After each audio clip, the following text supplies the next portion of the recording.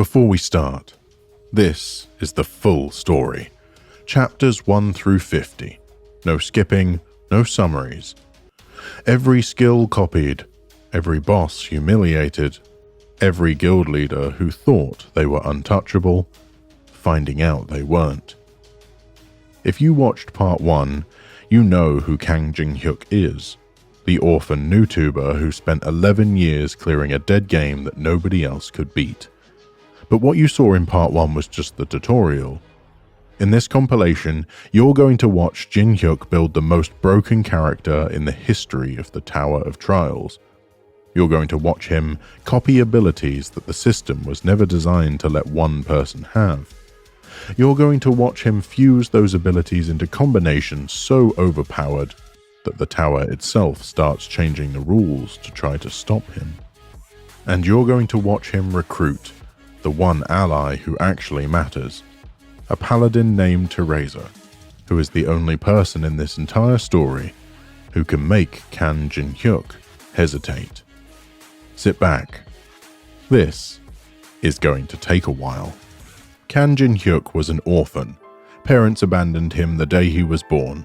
No family, no money, no prospects. Just a kid who found his entire world inside a video game called the Tower of Trials. The Tower of Trials was legendarily impossible. Hundreds of floors, thousands of boss mechanics. Every top guild eventually quit. The servers became a ghost town. The developers gave up. But Jinhyuk didn't quit. He became a YouTuber, a content creator, streaming his solo attempts to an audience of essentially nobody. Night after night, year after year, 11 years of his life poured into a game the world had forgotten. And after 11 years, he did what no other player in the game's history ever managed. He cleared the entire Tower of Trials, solo. Every floor, every boss, every secret, and nobody cared. His clear video got a handful of views, a few comments asking who even plays this anymore, and Jinhyuk seriously considered shutting down his channel for good. Then the next morning, the sky split open and the Tower of Trials materialized in reality. A system message appeared in front of every human on Earth. Clear every floor within 90 days, or humanity goes extinct. 7 billion people panicked. One person smiled. Because Kang Jinhyuk, the orphan nobody, the washed-up YouTuber, the guy everyone told to get a real job, is the only person alive who has the complete strategy guide to the end of the world. The first thing you need to understand about how Jinhyuk approaches the tower is this. He doesn't fight fair. He doesn't fight honorably. He fights efficiently. The military sends organized units into the lower floors. They encounter monsters, try to brute force them with conventional weapons and get wiped out. The news broadcasts the casualties. The world panics. Jinhyuk walks in alone and clears floor 1 in minutes. Not through overwhelming power. He's level 1 like everyone else. Through knowledge. He knows every monster's detection radius. He knows every blind spot. He knows the hidden weaknesses that the game's own developers buried so deep that no forum, no data mine, no other players ever found them. The lower floors are a speedrun. Jinhyuk moves through them with a calm efficiency of a man taking a test he already has the answer key to, while other players are dying to traps they didn't see coming.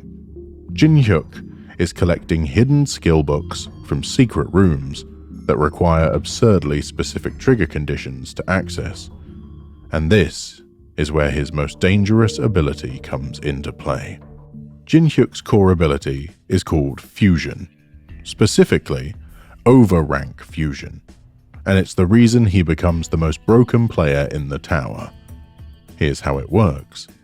When Jinhyuk witnesses a skill being used in combat, by a player, by a monster, by a boss, he can copy it. 1 copy per target. The copied skill gets stored in what's called the memory of the world, essentially an infinite library inside his mind where every stolen ability sits, waiting to be deployed. But copying alone isn't what makes this broken. Fusing is. Jinhyuk can take 2 or more copied skills and merge them together, creating entirely new abilities that didn't exist before, abilities that the tower system never intended any single player to possess.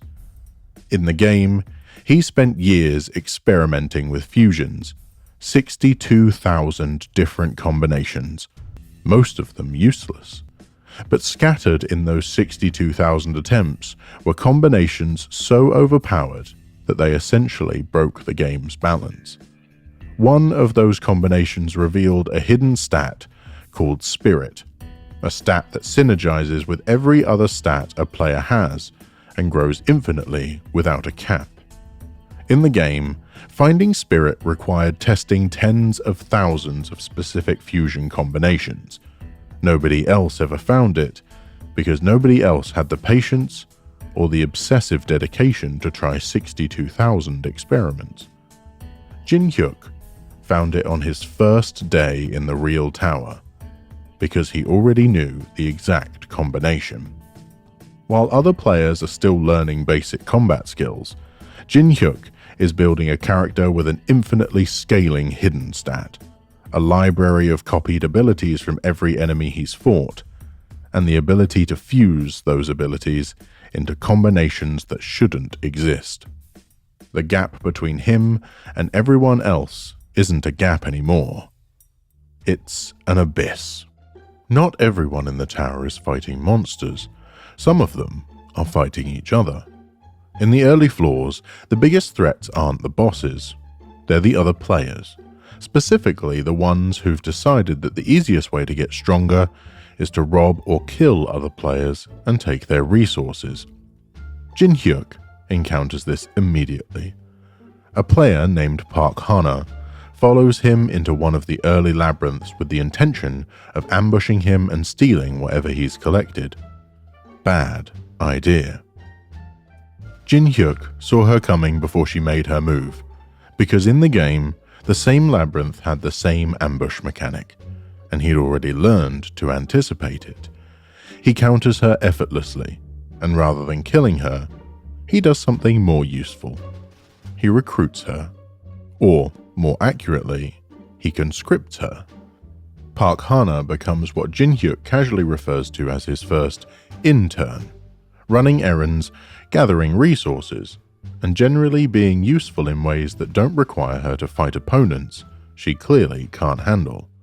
It's not a partnership. It's Jinhyuk recognizing that having people handle logistics while he focuses on clearing floors is more efficient than doing everything himself. This becomes a pattern. Jinhyuk doesn't form alliances out of friendship, he forms them out of utility. Every person who joins his operation does so because Jinhyuk calculated that their specific skills fill a gap in his strategy. He's not a leader in the traditional sense. He's a chess player who happens to need pawns. As Jinhyuk climbs higher, and his clear speeds become impossible to ignore, the power structure of the tower takes notice. The guilds, massive organizations with hundreds of members, corporate backing, and the best equipment money can buy, have been treating the lower floors as their territory. They control access, hard resources, and operate like feudal lords extracting tribute from every player who passes through. And then, there's this one solo player who keeps clearing floors they haven't reached yet, snagging rare drops before their elite teams even arrive, accessing hidden areas that their analysts didn't know existed. At first, the guilds try to recruit Jinhyuk. Every major guild sends representatives offering money, status, protection, and equipment. Jinhyuk declines. Every single one. Not because he's humbled or principled, because he played through their storylines in the game. He knows which guild leaders are secretly corrupt. He knows which alliances will form and which will collapse. He knows which guilds will eventually betray each other on the upper floors.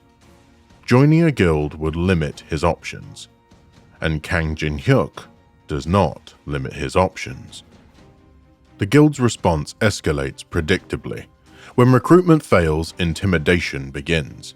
When intimidation fails, assassination attempts follow. When assassination attempts fail, and they all fail, because Jinhyuk already knows their playbooks, open warfare begins. And this is where the series becomes genuinely addictive. The biggest guild, the Dangan Guild, led by Jinhyuk, announces a coordinated, clear attempt on a major boss floor. 50 elite players, weeks of strategic preparation, a formation designed by their best analysts. Jinhyuk shows up uninvited and solo clears the boss before their formation even engages. The boss they spent weeks preparing for, deleted, in minutes, by one person who isn't even breathing hard. He doesn't run afterward. He doesn't hide. He turns to the guild leadership and looks at them with an expression that communicates exactly one thing. You are not on my level, and you never will be. The disrespect is absolute, and it happens again and again. Every high-profile guild event, Jinhyuk is there first. Every rare item spawn, he claims it. Every carefully constructed strategy, he renders obsolete by executing a better one that exploits information nobody else has. They're playing the tower blind, he's playing with a complete walkthrough. The guild stop trying to recruit him. They start trying to kill him for real. Bounties, coordinated ambush squads, political pressure on other players to refuse any association with him. None of it works, because you can't ambush a man who already knows where you'll set the trap. And then, Jinhyuk meets someone who actually matters. Terresa is a paladin. Not a paladin in the I picked a class and put on some armor sense. A paladin in the my faith is the core of who I am, and I will die for what I believe in sense. She stands out immediately in a tower full of selfish, calculating players because she's none of those things. She's brave in a way that has nothing to do with power levels. She protects people who can't protect themselves. She faces threats that terrify stronger players because running would mean abandoning someone who needs help. And she's the only person in the series who consistently makes Jinhyuk pause. Not because she's stronger than him, she isn't, but because she represents something that his purely strategic mind doesn't account for. Terresa treats the tower's inhabitants, even the NPCs, even the monsters who show intelligence, as people deserving of compassion. Jinhyuk treats the tower as a system to be exploited. Terresa treats it as a world full of lives that matter. Their dynamic creates genuine tension. She challenges his cold pragmatism, and he keeps her alive through situations that courage alone can't survive. Neither of them fully agree with the other's approach, but they are each more effective together than apart. Terresa becomes the emotional core that Jinhyuk's pure strategy was missing, and the moments where his calculating facade cracks, where something Terresa does or says reaches the human being buried under 11 years of gaming optimization, are the moments that elevate this series from a power fantasy into something with actual emotional weight. As Jinhyuk climbs higher, the tower reveals itself to be more than just a collection of monster-filled floors. It's a world. Multiple worlds, actually. Each floor is its own ecosystem with civilizations, cultures, and political structures. On one of the mid-tier floors, Jinhyuk encounters the Frostblade Tribe, a group of warriors led by a chieftain named Caracal. They're powerful fighters, proud people, and they are enslaved. A stronger faction on their floor has subjugated the entire tribe, forcing them to work, fight, and die for masters who treat them as disposable resources. Most players who encounter the Frostblade tribe see an obstacle to navigate or ignore. Jinhyuk sees an opportunity. He frees them. Not out of compassion, at least not primarily. He frees them because he knows from the game that Caracal and his warriors are loyal beyond measure to anyone who earns their respect. And liberating an entire tribe from slavery is a pretty effective way to earn respect. Caracal swears his allegiance to Jinhyuk, and unlike the temporary, transactional alliances Jinhyuk has formed with other players, this one is permanent. Whenever Jinhyuk calls, the Frostblade tribe responds. They become one of the most reliable assets in his growing network. This is how Jinhyuk builds his power base. Not through formal guild structures or corporate funding, through strategic acts that generate unbreakable loyalty. He's not collecting allies. He's collecting debts that will be paid back in blood and steel when he needs them most. The boss fights in solo Max-Level Newbie deserve their own attention because each one demonstrates a different facet of Jinhyuk's approach. One of the most significant early boss encounters is against a vampire named Leorda Bershin, a powerful entity who controls an entire floor through terror and blood magic. Most players who reach this floor either die immediately or retreat. The vampire's abilities are designed to punish direct confrontation. The harder you hit her, the more mana she drains from you, turning your own attacks into fuel for her regeneration. The conventional strategy, the one the guilds would use, is to overwhelm her with numbers and hope that concentrated DPS can outpace her healing. It's a brute force approach that works in theory, but costs dozens of lives in practice. Jinhyuk's approach is different. He fights her solo, and he uses the fight as a copying opportunity. See, the thing about fusion, his ability to copy skills, is that it doesn't just work on other players. It works on bosses, on NPCs, on unique entities that possess abilities the system never intended players to access. During the fight with Leorda Bershin, Jinhyuk copies her signature ability, Mana Bloodsucking, the ability to drain mana from an opponent on contact. Then, he fuses it with another copied skill, the Blessing of the Star, creating a hybrid ability that lets him steal mana every time he lands an attack. He turns the vampire's greatest strength into his own permanent power. This is the moment where attentive readers realize what Jinhyuk's endgame looks like. Every boss fight isn't just a challenge to overcome, it's a shopping trip. Every unique enemy has a unique ability, and every unique ability is something Jinhyuk can copy, store in his memory of the world, and potentially fuse into something even more powerful. By the time he's cleared a dozen boss floors, Jinhyuk's ability library is a collection that no other player could replicate even if they had 1,000 years. Because they'd need to solo fight each boss, survive long enough to copy the ability, and know which fusions work. Jinhyuk did all of that in the game, and now he's just repeating the recipe. One of the tower's most dangerous factions isn't a player guild, it's an NPC organization. The Heavenly Demon Church occupies one of the upper mid-floors. It's a martial arts sect led by the Heavenly Demon, a being whose power dwarfs anything the player guilds have encountered. The church's hierarchy is rigid, its warriors are fanatical, and its politics are lethal. Most players avoid the Heavenly Demon Church floors entirely. The enemies there are too strong, the politics too complex, and the consequences of making the wrong move too severe. Jinhyuk walks straight in. Not because he's suicidal, because he knows something nobody else does. In the game, the Heavenly Demon Church storyline was one of the most complex and rewarding quest chains in the entire tower.